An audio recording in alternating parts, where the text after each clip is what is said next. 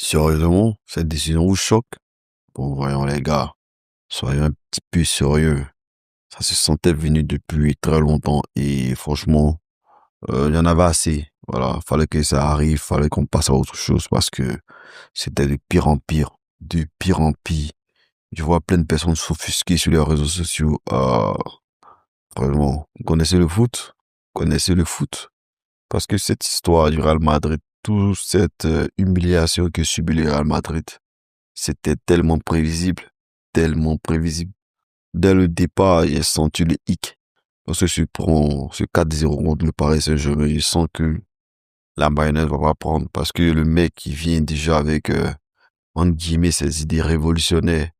Choisit Gonzalo, le mettre en point de l'attaque, fait des trucs bizarres. Rodrigo sur le banc. Déjà, il commence avec de l'animosité. Voilà, parce que Rodrigo était clairement mis sur le banc.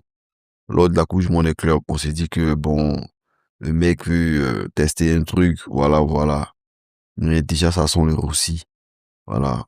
Je pense que Xabi Alonso n'a jamais pris la mesure de l'ampleur du club qu'est le Real Madrid. Il a joué là-bas, mais il pensait que être joueur, on avait beaucoup plus de pression que qu'être coach en fait.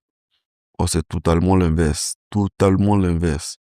Combien de coachs ont pu réussir véritablement au Real Madrid sur ces 15 dernières années? Parce que c'est Zidane, on peut dire, a réussi. Mais Zidane est parti, il a été viré, si je ne me trompe pas.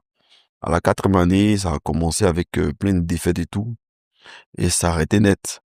Et parce que ces Zizou, ça a été fait voilà, de façon, on peut dire, entre gentlemen, tu vois. Je pense que le Real Madrid, c'est une autre dimension. Bien plus que le Bayern, bien plus que le Barça.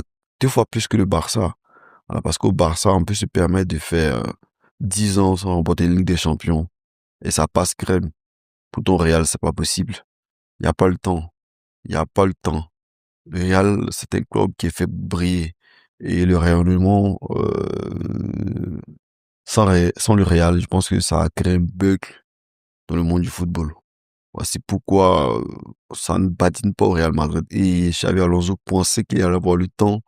Et lorsque je vois plein de personnes parler on lui a pas donné la confiance, on lui a pas donné ceci, on lui a pas donné ça. Xavi Alonso a quoi de plus que les coachs qui étaient là avant? Qu'est-ce qu'il a fait de révolutionnaire? Qu'est-ce qu'il a apporté on peut dire en 3 mois et puis on doit tellement regretter que ça?